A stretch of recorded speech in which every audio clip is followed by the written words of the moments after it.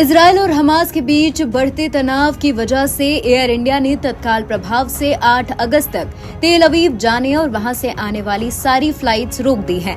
Air India ने एक बयान में कहा, हम हालात पर कड़ी नजर बनाए हुए हैं।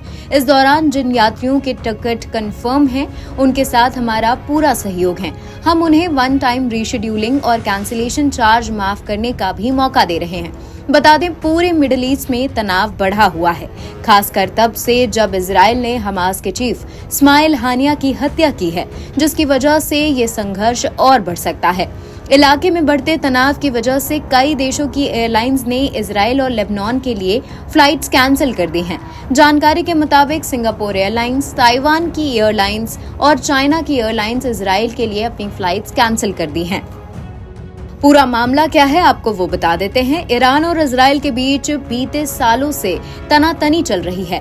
ये तनातनी इस समय चरम पर पहुंच गई है। इसकी वजह है तेहरान में हमास नेता इस्माइल हानिया की मौत। हानिया पर हमले के लिए ईरान ने इजरायल को जिम्मेदार बताया है और बदला लेने के लिए कसम खाई है। इस्माइल हानिया के अलावा हिजबुल्लाह कमांडर की भी बेरूत में एक हवाई हमले में मौत हो गई है। कुछ घंटे के भीतर ही हिजबुल्लाह के कमांडर और हमास के कमांडर की मौत की वजह से ईरान और फिर इजरायल के बीच और संघर्ष बढ़ गया है। हमले के अंदेशे को देखते हुए कई एयरलाइंस ने इजरायल और लेबनान के लिए अपनी उड़ानें रद्द कर दी हैं और कई देशों ने अपने नागरिकों से तुरंत इस क्षेत्र को छोड़ने के लिए कहा है। इजरायल बीते साल अक्टूबर से गाजा में हमास के साथ लड़ रहा है। इस जंग में हमास के समर्थक लेबनान सीमा पर हिजबुल्लाह और यमन के हूती विद्रोही भी शामिल हो चुके हैं। इन तीनों ही संगठनों को ईरान का समर्थन है। माना जाता है इजरायल को चौतरफा घेरने के लिए ईरान ने इन समूहों को एक साथ किया है।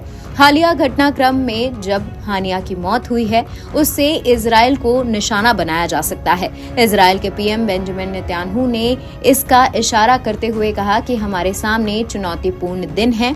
हम सभी तरफ से धमकियां सुन रहे हैं। हम किसी भी परिदृश्य के लिए तैयार हैं। किसी भी खतरे के खिलाफ एकजुट और दृढ़ता से लड़ेंगे। यरूशलेम पोस्ट की एक रिपोर्ट के मुताबिक ईरान के पास जवाबी कार्रवाई के लिए कई विकल्प हैं। इस संघर्ष में बड़े पैमाने पर क्षेत्रीय युद्ध में बदला लेने की भी संभावना है।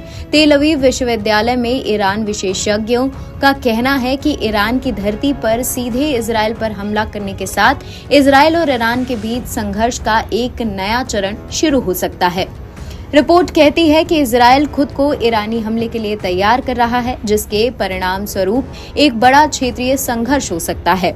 इस रिपोर्ट में कहा गया कि इसकी संभावना बहुत ज्यादा है कि ईरान हमला करेगा। सवाल ये है कि इस तरह के हमले का क्या परिणाम होगा और क्या इस साल अप्रैल की तरह इसे नियंत्रित कर पाएंगे। अगर इजरायल व्यापक संघर्ष में उतरा तो फिर क्या उसका खतरा हिजबुल्लाह से भी है। निश्चित ही खुद को वो एक बहुमोर्चे पर टकराव की स्थिति में पाएगा।